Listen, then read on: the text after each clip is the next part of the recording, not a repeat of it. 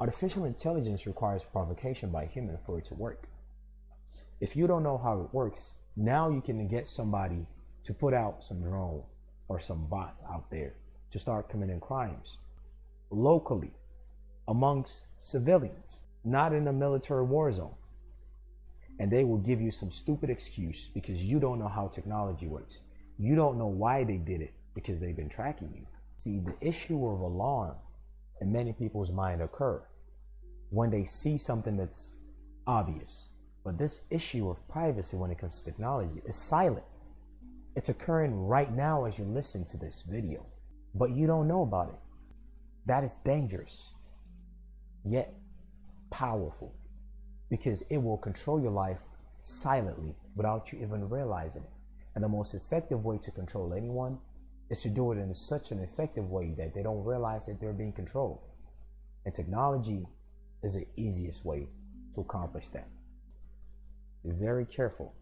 Your life is slowly and gently being controlled by someone you cannot see, someone you will never see, and by a system that's so intricate that if someone does not break it down in layman's terms like this, you will never comprehend it. You may never even realize that it even exists.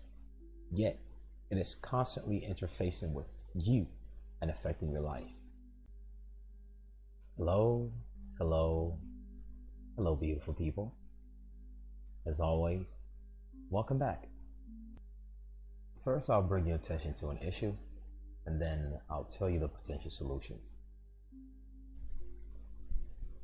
What is this issue, you may ask? The issue is that you are not as private as you think. Even for those who are not necessarily concerned about privacy, I think it's still best for you to comprehend how something you carry around ever so often, how it actually interacts with you beyond the way you interact with it. Most people are under the impression that when they open their phone up, they're in control. They're calling, they're texting, they're using the internet, they're using the social media, they're using other apps that they installed. Most people have an awareness that's limited to those basic activities. But then there's something called artificial intelligence, which interacts with you, unbeknownst to you. Anything you are doing on your phone is being monitored by someone in such a great detail that if you knew such details, you might be shocked a little bit. And you might wonder why anyone is so interested in creating such detailed system just to know about you. In short, you are the most valuable commodity that exists on earth. You are more valuable than gold. You are far more valuable than land. You are far more valuable than anything else that exists. And the offsprings and derivatives of you, called information about you, is an extension of you that is just as valuable as its source, its origin, you. Therefore, something that you carry around ever so often has a backdoor and a mechanism that is burned into the operating system of how it works to do one thing and one thing only: to gather information about everything that you're doing. When you sleep, when you're awake, when you're taking a shower, when you're defecating that 2-month-old piece of chicken that you have sitting in you for quite a while, when you're having a good time, when you're not having a good time, when you're engaged in a leisure activity, when you're at work, when you're talking to yourself and you think no one hears you, when you're having a dirty conversation over the phone, when you're watching your favorite movie, when you're gossiping about someone else behind their backs. God forbid, you're planning something nefarious, right? All that is being monitored and being kept. In the past, we went over the third-party doctrine and the reasonable expectation of privacy. We went over Stingray. We went over Kalia law. All that we went over on Patreon. The Kalia video we did last year on YouTube. The intent of this was to actually go on Patreon, but I realized the majority of the people, or at least the ratio of people that use phones, and the necessity of this over protecting the integrity of the information is actually far more. So it's placed on YouTube. We're going to go over how you attract, which includes the methods involved, and how easy it is. How you attract is going to constitute three main parts. It's going to constitute how satellites are used to track you, how cell phone tower triangulations are used to track you, and how good old Wi-Fi triangulation is used to track you. But before we go over those three things, let's go over something called an IMSI catcher. What is an IMSI catcher? An International Mobile Subscriber Identity Catcher. This International Mobile Subscriber is what a lot of people refer to as the good old SIM card, or any information involved with your service providers, your telephone service providers. And did you know there was a tool called IMSI Catcher that could basically transmit some radio wave to that little machine called your SIM card in your computer, called the phone, and could basically get all the information that you have with your service provider: your first name, your last name, your address, your credit card information, your location, the type of service provider you have, etc., etc. An International Mobile Subscriber Identity Catcher, or IMSI Catcher, is a telephone eavesdropping device. On the Patreon page last year, we went over eavesdropping states and the requirements of whether they're two-party states or one-party states. IMSI Catcher is a telephone eavesdropping device used for intercepting mobile phone traffic and tracking location data of mobile phone users. Essentially a, quote, fake mobile tower acting between the target mobile phone and the service provider's real tower. It is considered a man-in-the-middle attack. This is what loosely is called Stingray, which we went over on Patreon page. They come in many different forms, and the most shocking part is you can actually find these online. They sell them on Alibaba, but just know these exist. Let's not go too deep into this. A video is already dedicated into this on Patreon. But let's, here on YouTube, let's really focus on something.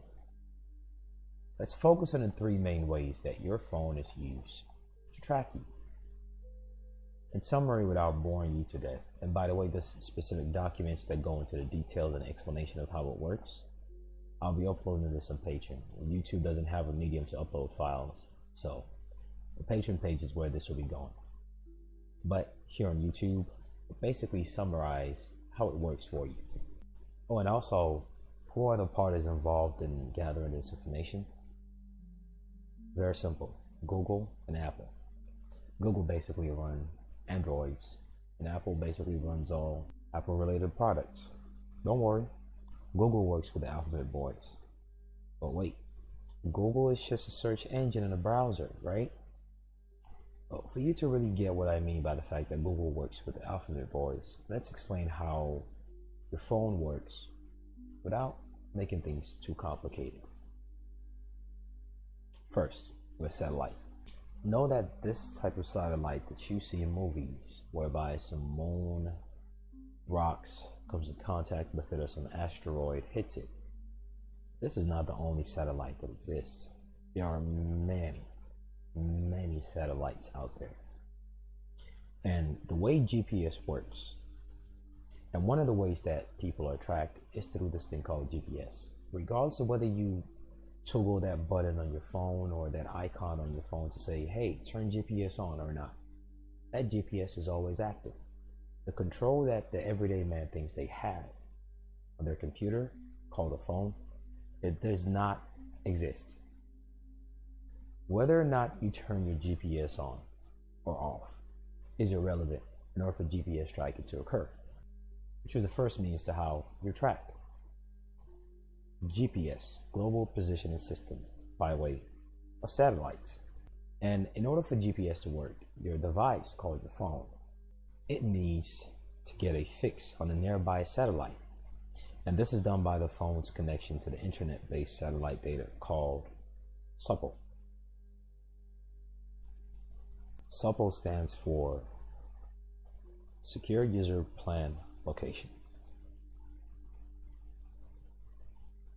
And SUPL is basically, in short, a system or a database that's controlled none other by Google. And the database is called supl.google.com. So every time you use your computer, you might see at the bottom left or the bottom right this little small box that's saying receiving information from one website or the other, one entity or the other. It would move real fast to the bottom left of your screen, just right here, or the bottom right. It's going to go and move, go and move, go and move. All that is information being ping-ponged between systems and network. That is ultimately coming back to where you are physically located.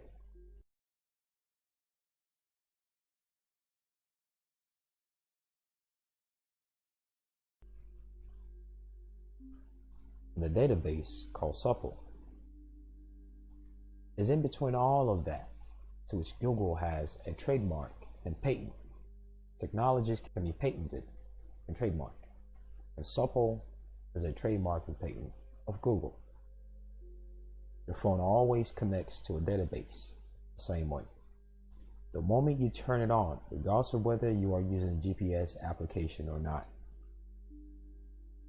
By the way, for those interested, the port for SUPL is 7275. SUPL is how your phone is able to know what gas station is around you, what Walmart is nearest you. Every time you go into your phone and you type in nearest store, nearest gas station, how is it able to determine this? It's through satellite GPS system called SUPL, which Google has a patent and trademark interest in. The Apple equivalence is called NLP, Network Location Provider. The second way to which your phone tracks you is through something called cell phone tower triangulation. In some cases they refer to it as trilateration. In summary, unlike SUPL or NLP, which works outdoors, tower triangulation works indoors and is designed specifically to track you while you are indoors. And it does not matter if the cell phone tower is by your phone service provider or by another service provider. Google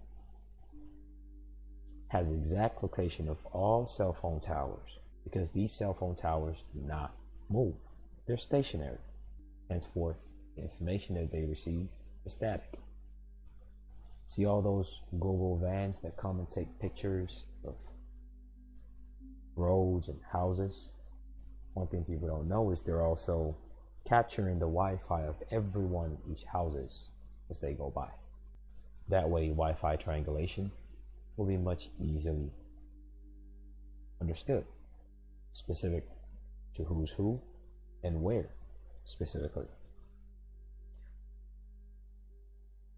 All phones have something called a cell-based band modem. See these chunky modems that you probably have in your house for your Wi-Fi?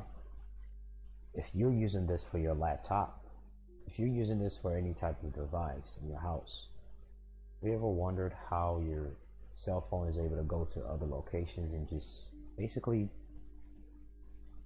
attach itself to other Wi-Fi? It's because something similar to this is embedded into the computer system inside your phone.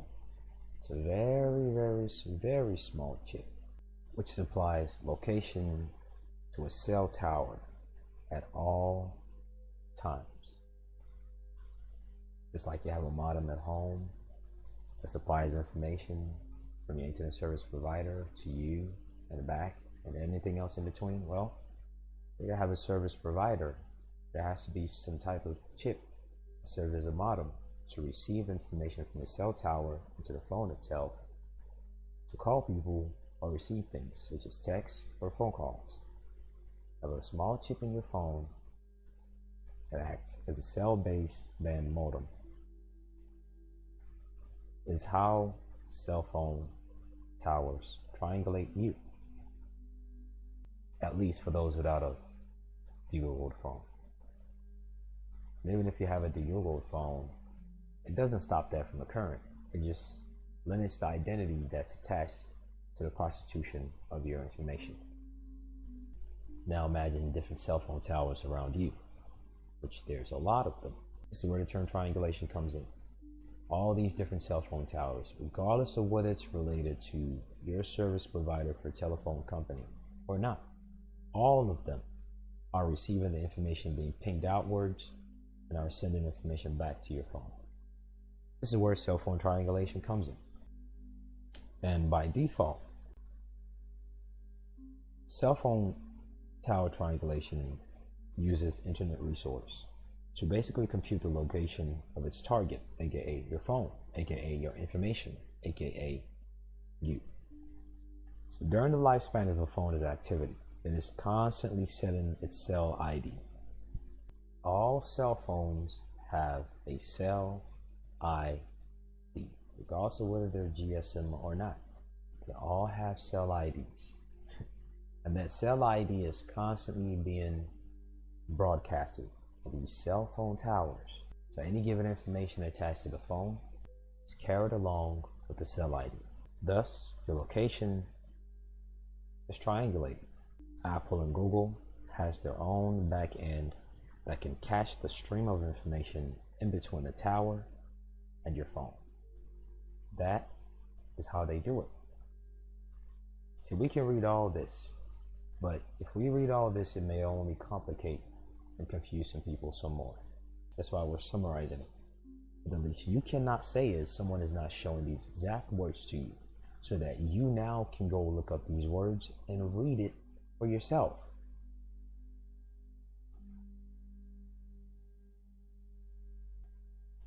The third way your location is tracked is through Wi-Fi triangulation. Remember, we spoke about satellites and GPS being used to locate you. And then the phone tower triangulation. The third one is Wi-Fi triangulation. Wi-Fi triangulation does not require GPS. It is the exact tool used to find your iPhone. You know the Find My iPhone thing that people utilize when they lose access to their phone or when they lose some type of password to their phone and they want to transfer the information to another phone. Well, this Find My iPhone method or tool is not just limited to that moment where you activate it. Just like the GPS, it does not require you to activate it for it to be active, although it does not require GPS to also be active. Again, Wi-Fi triangulation is what causes Find My iPhone to do exactly what it does. And Wi-Fi triangulation, aka Wi-Fi positioning system, is far more precise than GPS and cell phone towers. This uses the Wi-Fi adapter inside your phone. All phones have an inbuilt Wi-Fi adapter. If all phones do not have inbuilt Wi-Fi adapters, you wouldn't be able to connect to the Wi-Fi using your phone. And this thing called Wi-Fi triangulation that is used to track you, which an example of it is Find My iPhone, simply uses the Wi-Fi adapter, which is attached to something called a MAC address. MAC address is basically the media access control address, aka MAC address, which is a unique identifier. It is a unique identifier assigned to a network interface controller for the use as a network address in communication with network segments. This use is common in most network technologies, including Ethernet, Wi-Fi, and Bluetooth. All this dense word just basically means it's a type of identifier that works with the use of Wi-Fi. And this same unique identifier that goes hand in hand with the use of Wi-Fi is used to track you. Again, just like the GPS, you do not have to turn on the Wi-Fi in your cell phone for this to be active, for this to track you. It is constantly active. It is actively tracking you through Wi-Fi triangulation. And it is sent to Google and Apple. It is so strong and so accurate that it can track you up to 6 feet. 6 feet. That's extremely precise for you to be a target. This is the same tool that you use to scan any available Wi-Fi around you. Every time you turn on your Wi-Fi and you seek the Wi-Fi around you to connect to, the same ability that scans other Wi-Fi is innately active in your phone without you turning it on. It constantly uses other Wi-Fi around it to triangulate the location of the device that it's using as a homing device, which has all your life information in it. Your bank, personal information, your leisure activity, all of that is constantly being triangulated to your location and identity.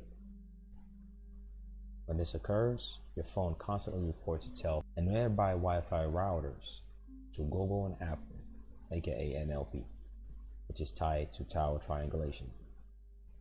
This works universally throughout the world, not just North America. Your phones are constantly transmitting its location through several different channels over the cell-based band model through supple.google.com, over the internet through NLP, and over the internet using supple.google.com also. See, the IP address, the MAC address, the Apple ID, Google ID,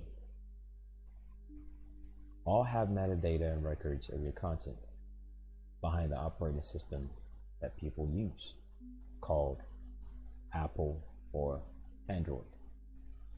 The location is not tied to your permission. I repeat, your location is not tied to your permission in any way. Then there's something called a GPS, which is used by embedded 911 calls to know your exact location when you dial that 911. Even some phones that don't even have SIM cards or the ability to connect to Wi-Fi, you can still dial 911 as an emergency. And when you dial that 911, it is hardwired, it is burned into the software, it is burned into the operating system of every phone. That the moment you dial 911, they know exactly where you're calling from. That method and that system is called a GPS. See, what the 5G cell phone tower that is to come, they're preparing it, but it is to come. They will now have something called beamforming, which is far more accurate than a GPS, far more accurate than satellite, far more accurate than tower triangulation, and far more accurate than Wi-Fi triangulation. You need to read up on these things because it is affecting your privacy. And all someone has to do is just have the interest to utilize any of these tools, and they will have your entire life in their hand, no matter how private you say you are, no matter how private you think you are. What is the solution? It's called an Android open source project. Whenever you hear the term open source, it basically means the algorithm to how the operating system works is not fixed. then you can alter it so that all these means of tracking you can basically be prevented or be reduced. Whenever you have a phone, it has an operating system. Android phones have Android operating systems. Apple phones have their own operating systems. If it's not open source, then it is burned into the software and hardware to function a certain way in a manner that will track you. So start to look into devices that are open source, that are specifically designed to prevent all these issues. We only just summarize them for the sake of ease and layman's understanding. But know that these things are far more complex. But the layman's understanding is sufficient enough for you to know something is going on that you have to be aware of. And it is being used against you every day. It's being used to put you into a category in a dossier. It's being used to make not only suggestions for ads that you see in social media, but suggestions for any type of thing you search in your search engine. One night you might search the same words, same sentence. The next morning you might search the exact same thing and get completely different results, because the result of that search engine is being manipulated based on how you're being tracked. And the information that you're going to be seeing, hearing, and being fed on the internet, the algorithm of what you're going to be fed on the internet is going to be restricted. See, when they speak about shutting down the internet, all that is just a public front of a hype. The truth of what's going on is they're never going to do that. What they will do, though, is restrict information based on your pattern of how you use things. And pattern of how you use things can only be tracked mostly through phones. Most people use phones more than they use laptops or desktop in today's world. They use it for email, they use it for Word, they use it for everything. And that thing you're carrying around, it is your handler. It is what will determine your future. The artificial intelligence in that thing called your phone is putting you into a classification in a box whereby it will now determine the fate of everything that you consume.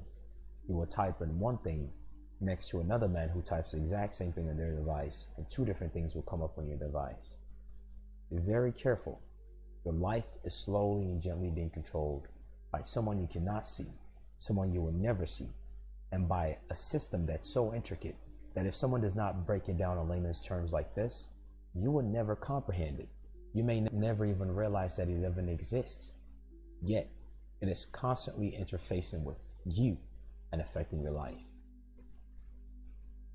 Think twice and be aware of the things that you are affiliating yourself with ever so often, called technology.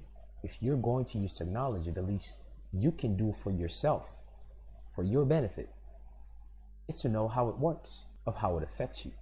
Artificial intelligence requires provocation by a human for it to work. If you don't know how it works, now you can get somebody to put out some drone or some bots out there to start committing crimes locally amongst civilians, not in a military war zone. And they will give you some stupid excuse because you don't know how technology works. You don't know why they did it because they've been tracking you. These things that we've just spoken of in this video, they are below 101. But that's a start. Know how these basic things work. Know how it relates to you. And the yellow brick road will open to seeing exactly how everything called technology is being used against you in many different ways. If someone never told you these details, well, here's one enlightening you on it. Be well aware of it. The beginning to a solution is your awareness of it. The issue is not just the potential of it, the active, actual, functional issue as to what's going on silently. See, the issue of alarm in many people's mind occur when they see something that's obvious. But this issue of privacy when it comes to technology is silent. It's occurring right now as you listen to this video, but you don't know about it. That is dangerous, yet powerful, because it will control your life silently without you even realizing it. And the most effective way to control anyone is to do it in such an effective way that they don't realize that they're being controlled. And technology is the easiest way to accomplish that. I have a Patreon page, and I'm inviting you to come join. Are you interested in discharge? We show everything about how it's done and my own experience. Consistent posts are made explaining many things regarding said discharge. Many will seek and simply wouldn't find. Those dealing with mortgage issue or want to know more about it, we speak of it. For those dealing with basic stuff like traffic issues, we speak about the solution, and I show it from my own experiences and how I permanently prevent any such issues. Those worrying about trust, different types of trust, we go over so many things consistently. Regarding trust, we show the IRS manuals. Those who are interested in suing and making money through debt collection or other means, we go over it, we show it. I show my own settlement checks and the things that I've done as a personal experience. Those interested in banking, we show subtle details and intricacies of the things that I have learned. For those interested in other things like the IRS forms and how to put it to use, we show it, explain the details. For those interested in court-related matters and intricacies, we always show it. For those interested in the spiritual aspect of things and how it works, we show and explain it. Those with child support matters, we explain and we show everything in detail also. Great puzzle pieces that can never be found in other social media platforms, but we explain it all as it relates to many different things. For those interested in express trusts and the issue of how not qualifying for taxation, which I call dinking, how it relates to any other type of trust or any other affairs, and how you can intertwine your affairs into the different types of discharge that exist and lack of qualification for taxation. Speak about it. The truth about really recusing attorneys and the whole foreign agent registration and attorney lawyer number, we speak about it. Speak about how to really bring about juries, and some of the comment section asks good questions and greater answers are given. Speak about how to get and use tax exemptions for vehicle use and sales. You don't have to belong to some organization. You can actually get yours according to the language of the legislature within your state. Go over the details that a lot of people mentor about regarding Article 1, Article 3. What really makes a court? It's not limited to just your paperwork. Most people don't know. We go over business matters for those with actual businesses, S Corp, C Corp, LLCs, those who are business minded and those who make money. Go over other things that a lot of people don't know, functions internationally. We speak about a lot of other spiritual related matters. Details on how to bring criminal charges, what it truly means to bring criminal charges, what a bill of particulars is, how to recuse a judge, details of the parliamentary rules in court and legislature, different things about standard of evidence and burden of proof, different things that a lot of people will speak of, discovery. But did you know there are 6 types of discoveries? You know how to intertwine your LLCs and S Corps with an express trust, how to not make them taxable? Do you know when Trinity versus Pagliaro really is involved? Do you know how to use your home as a home office? And the many details involved. Go over the injunction and how to enforce the different types of injunctions that exist. The intricacies of how data brokers exist and how they steal information. Not just the credit bureaus, but many data brokers and how you can prevent them. We go over grants, getting grants. We go over issues and solutions of CPN and how they're created. There are about 6 or 4 to 5 different parts that were created. We go over caveats where people say sue them, but they don't really know. We go over the things to do after you sue them. We go over the issues of privacy and technology. All the whole thing about perfection of security interest, UCC, and how to use it and how to monetize the birth certificate, all that. We go over the details. There are a lot of principles and documents people don't know about that we go over. Go over how to really do the copyright and details involved in it. Go over how to simply do a trademark. It's far more easier than you think. All these people telling you go to a trademark office, do this, write this letter. It's not that difficult. Go over how to fill out the GSA bond box at a time, and so many more. How to get settlement checks, how to put your vehicle in a trust. I show you from my own experiences, form for form, step by step. Go over the different types of relief to be granted. The type of relief you seek invokes the type of jurisdiction that you fall under. All these people speaking about chancery, equity, and law, common law, the relief that you seek is directly tied to the type of jurisdiction. You go over the CPN, how it's created.